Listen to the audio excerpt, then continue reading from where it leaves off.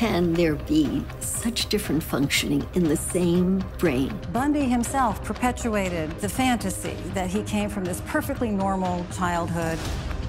So I interviewed family members. Things were horrendous for Bundy from conception onward. When you couple some kind of brain dysfunction with a history of horrible early ongoing abuse, the social, the psychological, the biological forces that came together, you get a super dangerous person. We did it. There it is. Hello. Hello. Hi, I'm Dorothy. Tell me your name. I am Jeff. I am Jeff from Las Vegas, Dr. Lewis. It's just such a pleasure to meet you. Oh, I'm glad to meet you from Las Vegas. It isn't open yet, right? No gambling, no nothing? No, it's partially open, but yeah, it's probably going to be locked down again. So we're suffering bad here. We're suffering bad. It is. Yeah. Well, you're looking at someone who has been sheltered now for 9 months. 7 months. It's so good to see another person. I've been quarantined for 7 months here. Yeah. So it's crazy. So not to use that word openly. Well, thank you so much for joining me today to talk about Crazy, Not Insane, the new HBO documentary. I guess I want to start with, are people born dangerous? Are they born killers? No. Simply no. Yeah, I've been working in this field for several decades now, and they are not born dangerous or evil. I mean, my colleagues will say, Dorothy, what about evil? And I'll say, that's not a scientific term. It's not a medical term. It's a religious term. And it's not up to me to say one thing or another, but no one is born that way. Or else we are all born with the capacity to be violent. So there's nothing that distinguishes us from day one from the people who later become very violent. Well, we've all had that impulse during our lives that we want to kill somebody, and we use it as an expression and all that. What is the factor that makes someone cross that extra line that actually does commit a murder? Mm-hmm. Well, I can only tell you from my experience and our team's experience, and I learned it over years. It was not anything I knew to begin with. It's not taught in psychiatry training. What makes people violent, so that it's a discovery as you go along. But over the years, it looks as though you have to say just about everyone, because there's always an exception, but just about everyone who becomes extraordinarily violent repeatedly. We're not talking about one fight in a bar. We're talking about recurrent aggression.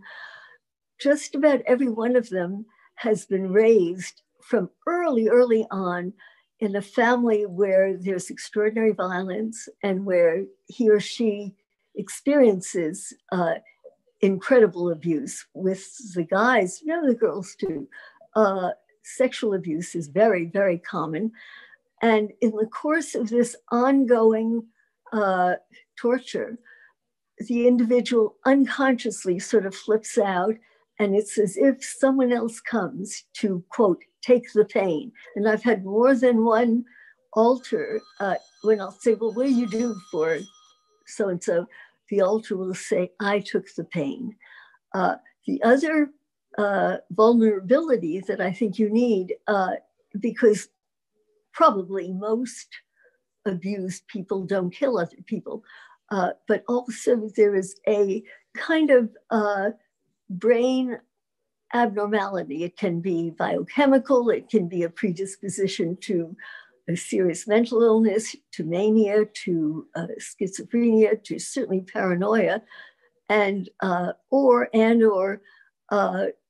actual brain damage that coupled with this upbringing in an incredibly abusive home create very violent people. And you've said you think you should classify homicide as a clinical condition? Oh, God, I've never thought of that.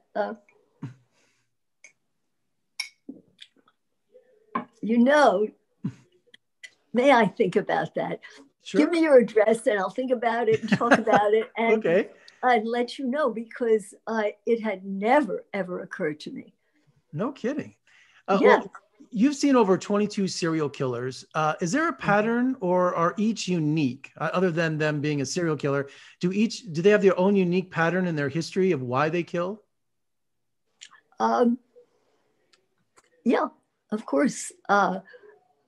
You know, when I think of Marie Moore, who's mentioned in the film, she was terribly abused by her father, and she also had some neurologic and some psychiatric disorders, but they can vary. And you know, it's wonderful. Different families abuse differently, but by and large, the recipe for violence seems to be early, ongoing, intolerable abuse, and then some intrinsic vulnerability, like brain dysfunction or psychosis or something like that. And you have interviewed over 100 murderers, death row inmates, some of America's most notorious serial killers, Ted Bundy. Have you had many sleepless nights? Do you bring your work home with you? No. How do you manage that? Well, you know, it's not conscious. Whatever I do is not really a conscious act. It's somehow you learn to cope. And but you know, even when I worked at Bellevue, I remember a colleague of mine said, "Dorothy, I see you go from a very serious interview to then maybe teaching a course or something. And how do you do it?" And I'm not aware of that, but I think that I sort of intrinsically, I have the ability to shelve the very last thing that happened and move on. You know, later I may think about it, but it's not a choice, it's a habit.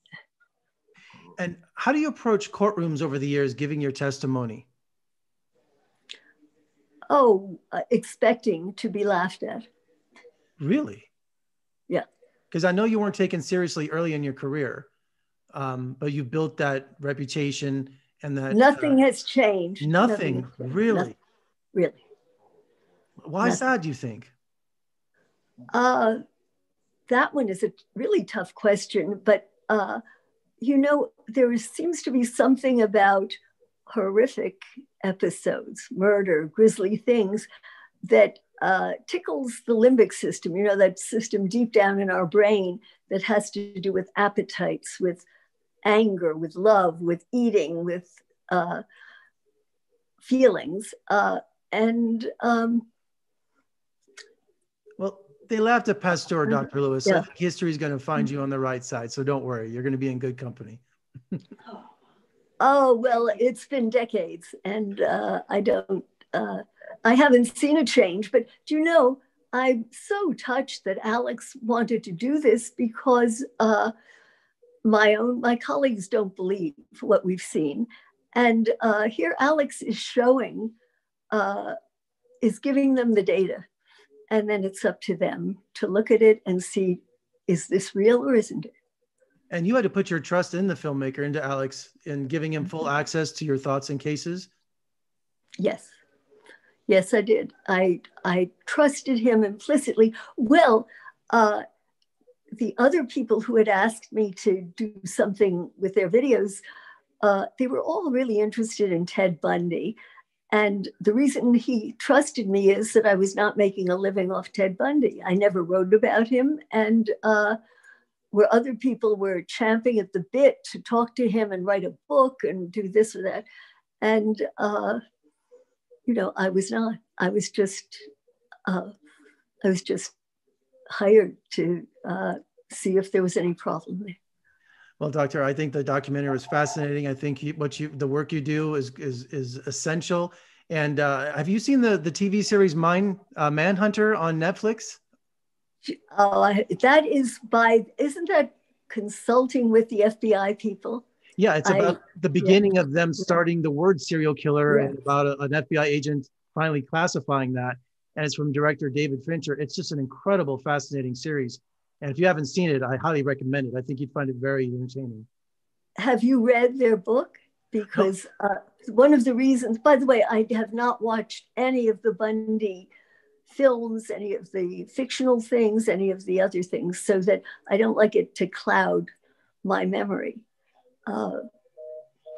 Well, I think you'd find Manhunter. It's just about Yeah. them and the different serial killers at the FBI, how it started. And also there's inner conflict with the agents and exactly the same thing you're talking about, the agency thinking this is nonsense. You can't classify a serial killer. So it's really fascinating. It's called Manhunter. So I love. I should watch it because I did read their book, and then that was decades ago.